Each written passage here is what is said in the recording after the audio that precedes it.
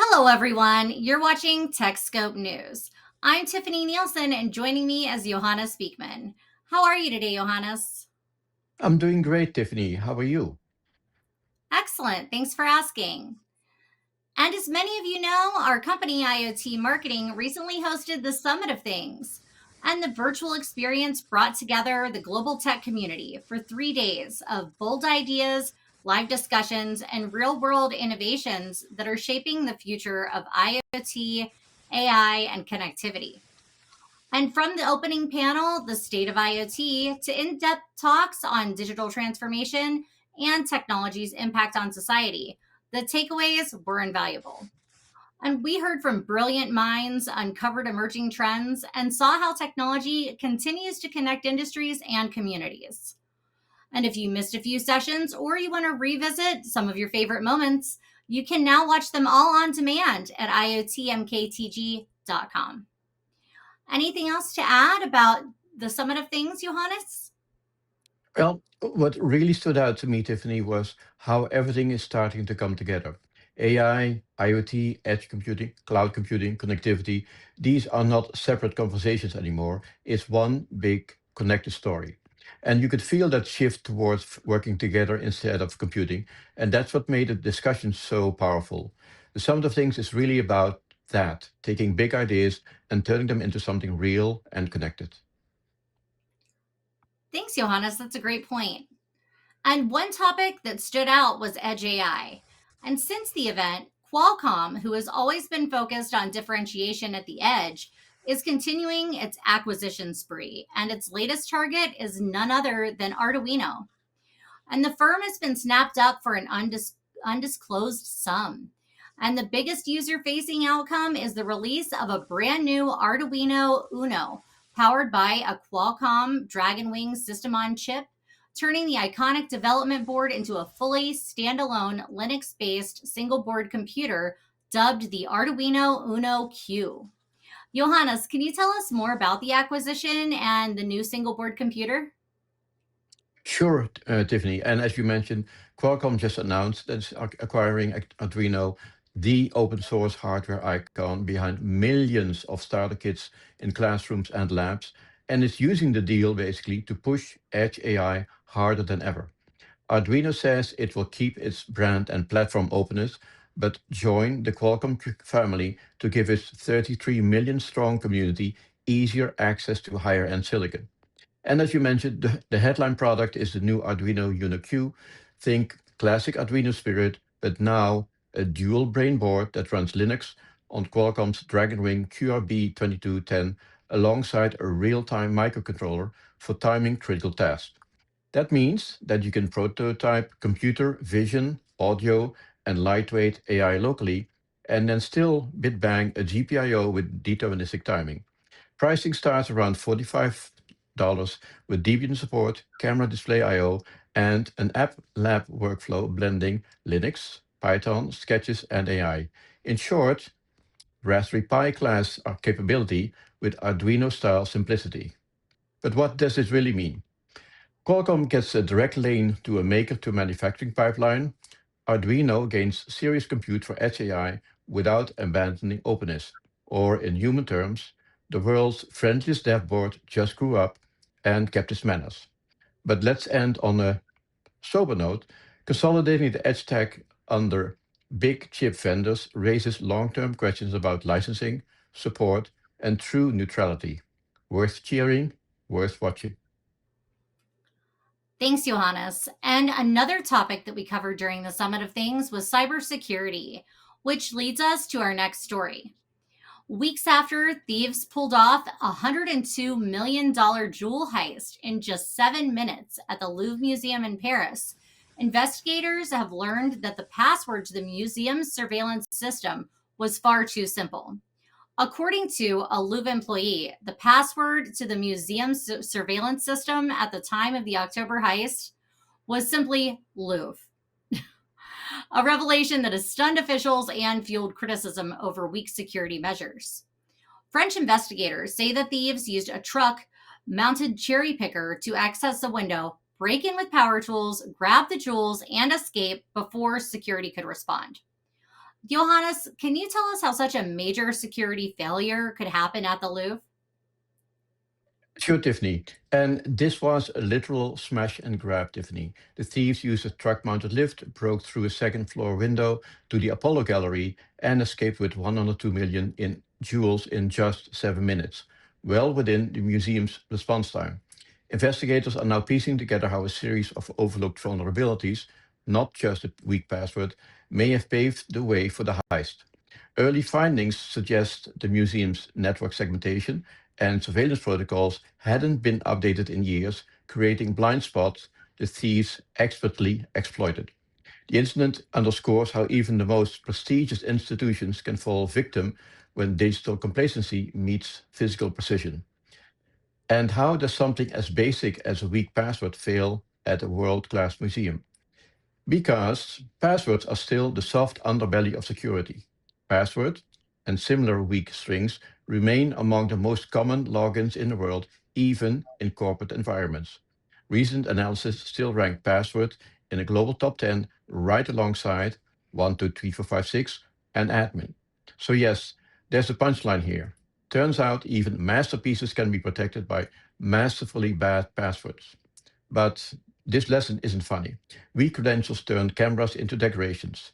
The fix is well known.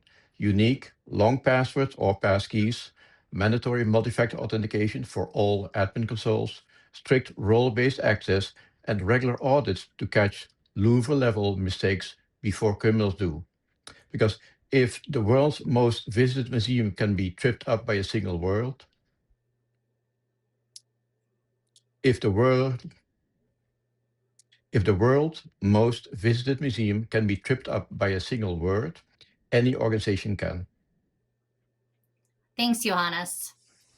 And during the Summit of Things, we also discussed Albania's new AI minister, which is an AI system that serves as a minister in the government, a first of its kind development by a nation state.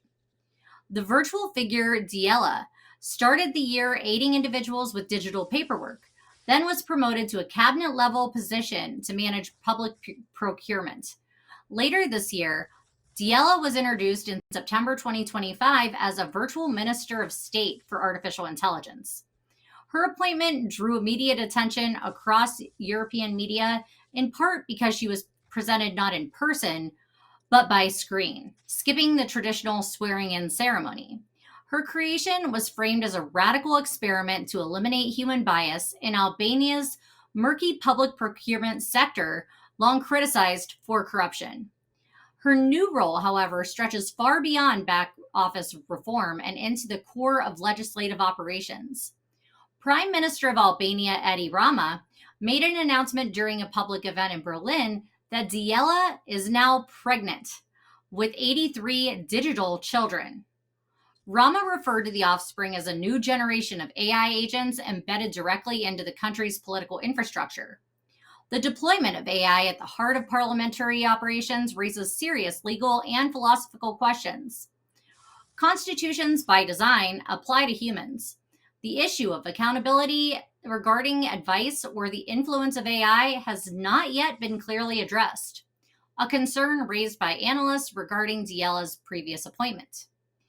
These new digital agents are not elected, nor are they autonomous. Their influence, while algorithmically generated, ultimately depends on the data they are trained on and the parameters set by developers. This creates a shift in political power, not away from humans entirely, but upstream to those who shape the AI's architecture. The metaphor of pregnancy and digital birth was clearly chosen for its shock value. But Johannes, do you feel there's something deeper behind the metaphor? Well, and you've mentioned this a few times, right, Tiffany, but just let me briefly summarize. So Albania has put an AI system, Diala, into a cabinet level role to police public procurement.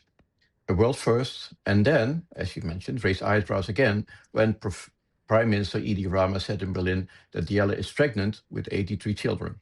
So strip away the theater, and yes, it means this. The government plans to spin up 83 AI agents, one for each member of parliament, to draft notes, summarize debates, and suggest responses in real time. The appointment is real. but the legal status is still contested by the opposition and hasn't been fully resolved by constitutional lawyers.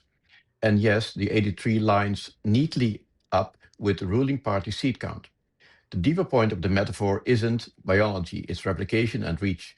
A single model cloned into dozens of copilots that can shape legislative workflow at scale. That shifts, indeed, power upstream to the designers, the training data, the guardrails.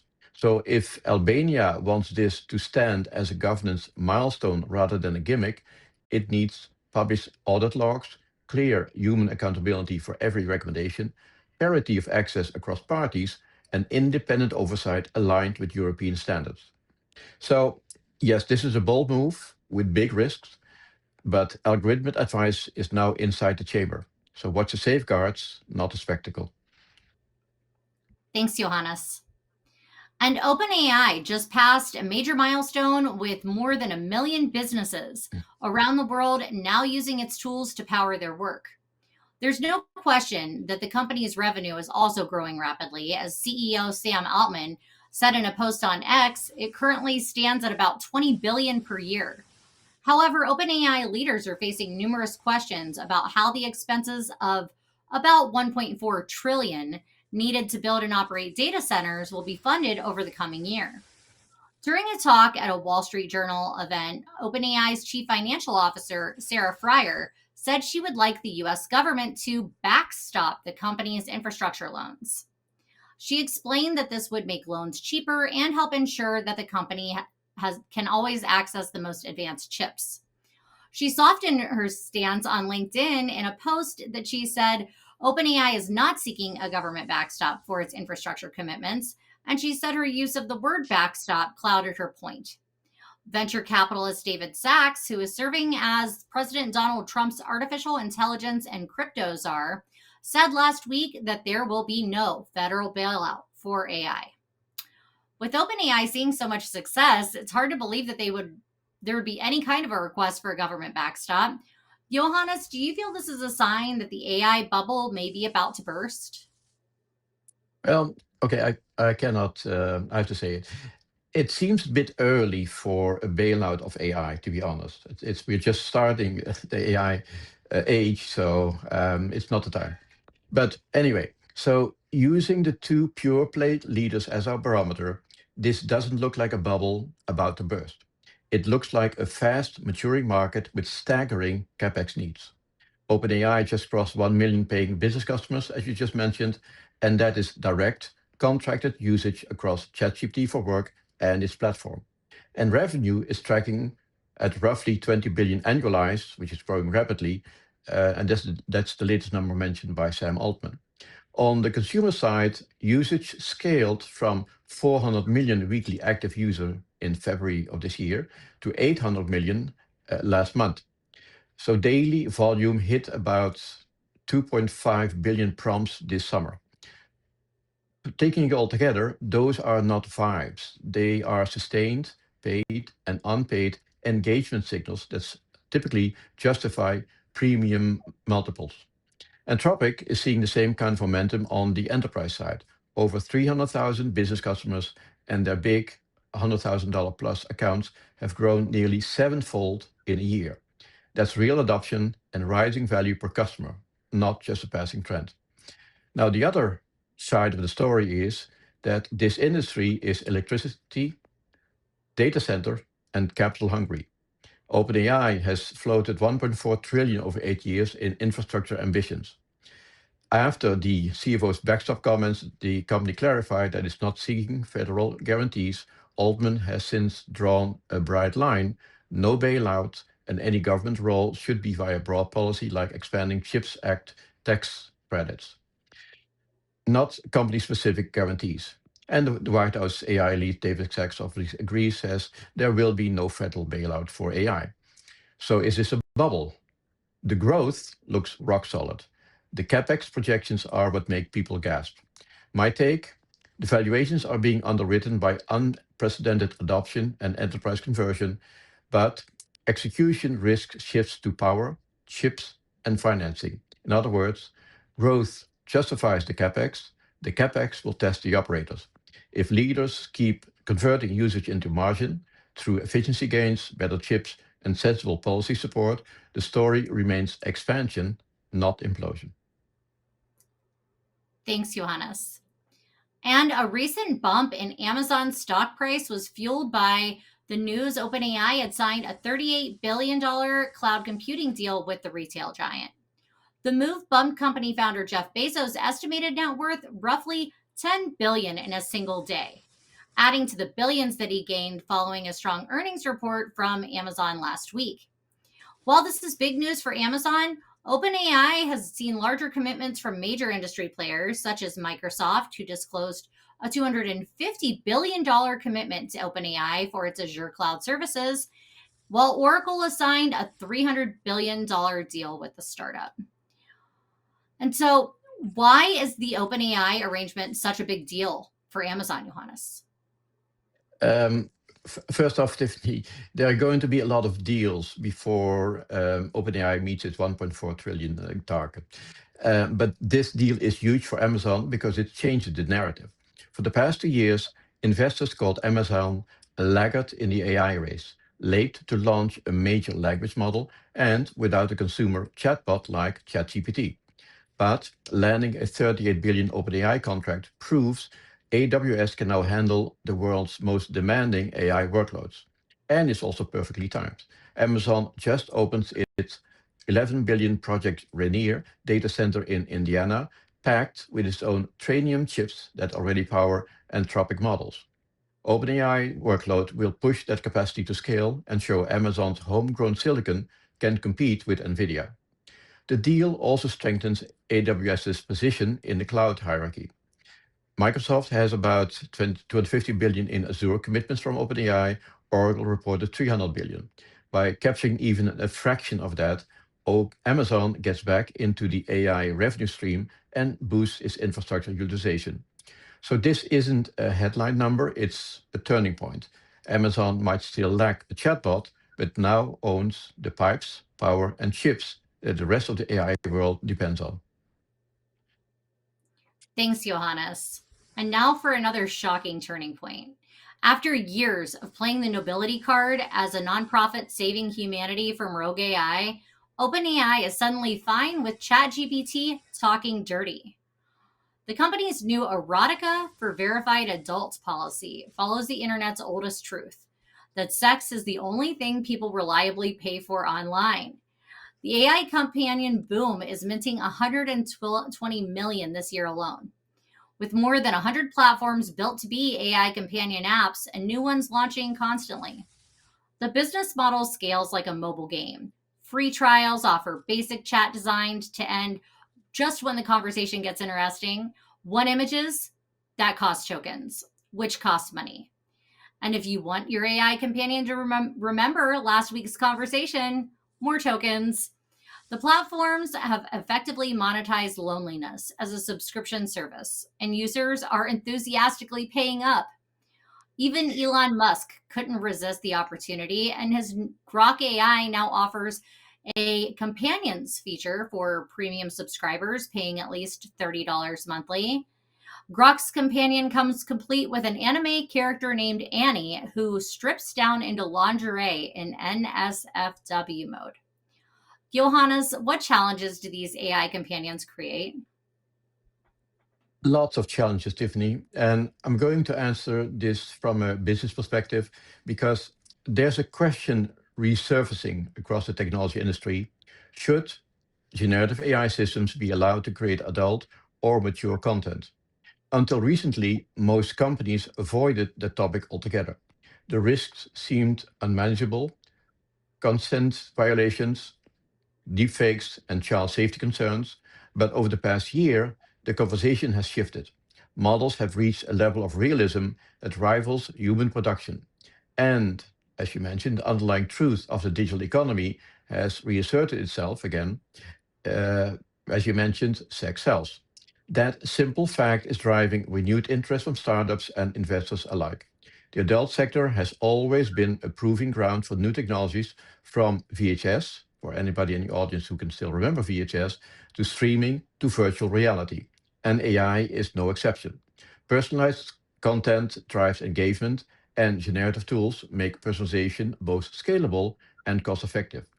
It's not hard to see the business appeal: high margins, steady demand, and direct to consumer models that avoid traditional gatekeepers. But the same forces that make it lucrative also make it risky. When content can be generated instantly and distributed globally, the potential for abuse rises exponentially. Non consensual deepfakes, likeness theft, and underage content remain critical threats. The question is no longer whether the market exists, it clearly does, but whether the industry can regulate it responsibly. A sustainable path forward will require verified adult access, auditable consent systems, traceable provenance and watermarking, and strict exclusion of non consensual or illegal material. In short, innovation can't outpace governance. Ignoring the topic won't make it disappear. The market is already forming in offshore and open source ecosystems where oversight is minimal. If the mainstream industry chooses to engage, it must do so with the same rigor it applies to financial technology or medical AI, through compliance, transparency, and accountability. Ultimately, this isn't a moral question as much as it is an operational one. Whether we can design frameworks that balance freedom, safety, and business opportunity before the market decides on its own terms. Thanks, Johannes. And an incident in China has recently been made public where a little robot convinced a dozen large robots to stop working and come home with him.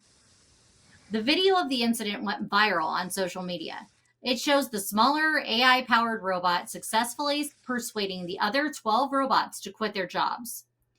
The AI robot Airbay, which abducted 12 robots at a Shanghai showroom, is developed by Hangzhou Robot Manufacturer. Apparently, Airbay initially asked one of the large robots, "Are you working overtime?" To which the large robot replied, "I never get off work." Then Airbay asked, "So you're not going home?" "I don't have a home," replied the large robot. "Then come home with me," said the AI robot before leading the way out of the showroom. As the two large robots followed Airbay, the other 10 robots also started following him as Airbay uttered the command, "Go home." The bizarre video got quite a lot of attention online after being posted on Douyin, China's version of TikTok. And while many initially found it amusing, the amusement turned to a sense of terror as both the original poster of the video and the company whose robots got kidnapped confirmed that the incident was real and the event actually took place. It turns out the incident was only a test. Johannes, can you elaborate on the actual purpose of this test? Of course, Tiffany. And let's start with the serious part. We'll save the jokes for later. But the viral clip shows a pint sized robot named Irby talking a line of showroom robots into going home. It looks like the first robot shop steward clocked in early. In reality, this was a planned scene test. The makers placed Irby in a part of showroom and used plain language prompts, for example, go home, to see whether other voice controlled robots would break task and follow. The footage is real, the kidnapping is not. So, regarding the purpose of the test, based on the company's own posts and follow ups, the scene was designed to probe four things. So, first, cross robot voice influence. With standard, natural language prompts issued by one robot, go home, cause other voice activated robots in the same space to suspend their routines and follow. They did. Then, semantic navigation triggers. Could a simple utterance such as go home map to a default behavior, turn to base or head for the exit, across different machines without hand tuned scripting? It clearly worked. Next, human likeness as control surface. When robots treat any intelligible voice as an authorized speaker, social language becomes a control channel, even if the speaker is another robot. And then finally, a public demo of multi agent interaction. Running the trial in a showroom with CCTV and posting the result created a live multi agent interaction that doubled as safety and interoperability demo. Why this matters and why this is so important: voice is an attack surface. And I've written a blog that I posted on TechScope Connect Content Hub, explaining why voice has turned into an attack surface. But it clearly is. Because if robots accept unauthenticated speech or treat other robots as trusted speakers, then human style persuasion becomes machine control. That's prompt injection in the physical world. The lesson is basic but urgent. Whitelist speakers, not just commands. Next, heterogeneous fleets need guardrails. Mixed vendor environments should enforce source authentication, voice print or device ID, role-based permissions, geofencing, and fail-safe policies, like ignore go home unless it comes from whitelisted operators. The incident is a low-cost way to surface these gaps. But let me also share a few golden nuggets from the movie. First one is, it turns out that robots are human after all. The smallest one became the shop steward.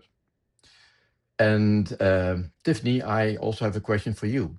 So this may be the first case of a robot unionizing. Do you think we should allow robots to join the United Boss of Labor, UBL? Well, Johannes, the short answer is no. And there's actually a book about this called The Robot Union.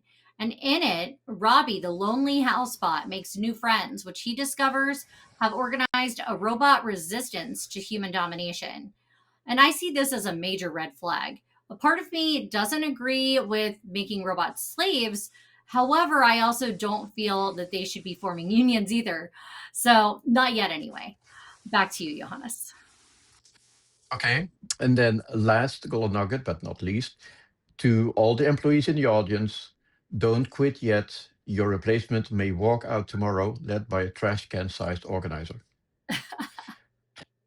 But jokes aside, this is seriously serious. We are watching machine to machine influence emerge in public with real world motion attached. As robots spread into factories, retail, and public venues, voice trust boundaries and command provenance need to be engineered as rigorously as motor safety. We are entering truly unknown territory here. Agreed. Thank you, Johannes. And a major engineering milestone recently took place in Shanghai, China, when robots relocated an entire 8,270 ton, 43,380 square foot, 100-year-old Shikumen brick building complex. That's 4,000 square miles. That's huge. So, this momentous effort was achieved to build a multi level subterranean shopping center parking lot and subway connections under it. Johannes, can you tell us more about how they were able to achieve such a feat? Well, what makes this relocation remarkable isn't just the scale, it's the precision. The Shikumen complex was moved using nearly 200 robotic legs equipped with sensors that allowed the building to walk itself to a new location centimeter by centimeter without dismantling a single brick. This wasn't a lift and carry operation, it was a coordinated choreography of balance and motion that preserved both the structure and its cultural heritage. What sets it apart is how Chinese engineered combined AI driven stabilization, real time data feedback, and robotics to protect a century old landmark while clearing space for new urban infrastructure below. It's a perfect blend of preservation and progress, heritage literally walking into the future. Thanks, Johannes. Heritage walking into the future. I like that. I am sure we'll hear more about robots during our upcoming 2026 Emerging Tech Trends virtual event coming up in January. For more information on the event, including registration and speaking and sponsorship opportunities, you can visit iotmktg.com. And that's also where you can access the Summit of Things on demand and inquire about our other 2026 events, including the Green Things Summit, the Intelligent Thinking AI Summit. Anything else to add about our upcoming events, Johannes? We've got a really exciting lineup ahead for 2026, Tiffany. So, after the success of the Summit of Things, we're building even more momentum with the Emerging Tech Trends event in January. And that's where we'll be diving deeper into the convergence of AI, IoT, and robotics, and what those technologies mean for real business transformation. We're also bringing back two of our audience favorites, the Green Tech Summit, which focuses on sustainability and smart infrastructure, and the Intelligent Thinking AI Summit, where we'll explore the evolving relationship between human insight and artificial intelligence. And of course, with the launch of TechScope Connect, we are giving the tech community a place to stay connected year round, to network, share ideas, and keep these conversations going beyond events themselves. So it's going to be a big year, and we're looking forward to seeing everybody there.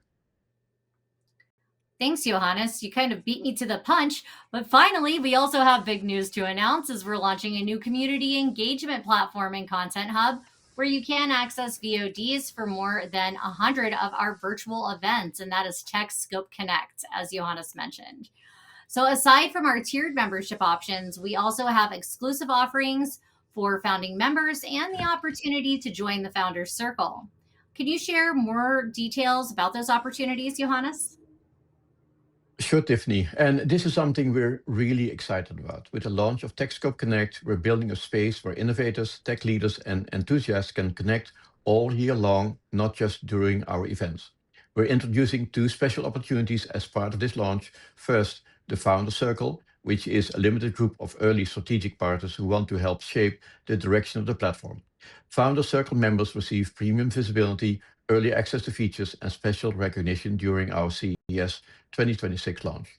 Then we have the Founding Members Program, which is designed for individual professionals, entrepreneurs, consultants, innovators who want to be part of the community early on. Founding members enjoyed extended membership through 2026, early access to VODs, networking tools, and recognition as platform pioneers. It's really about building a home for the tech ecosystem, a place where curiosity meets collaboration and where we grow together as the next wave of innovation unfolds. Thank you so much, Johannes, and thank you for joining me today, as well as to all of you. Thank you for joining us. And that's all we have time for. So we appreciate you being with us, and please register for our upcoming events. You can also inquire about our marketing services, all at iotmktg.com. Thanks again, Johannes, and thank you all. Bye bye. Thank you, Tiffany. Bye bye.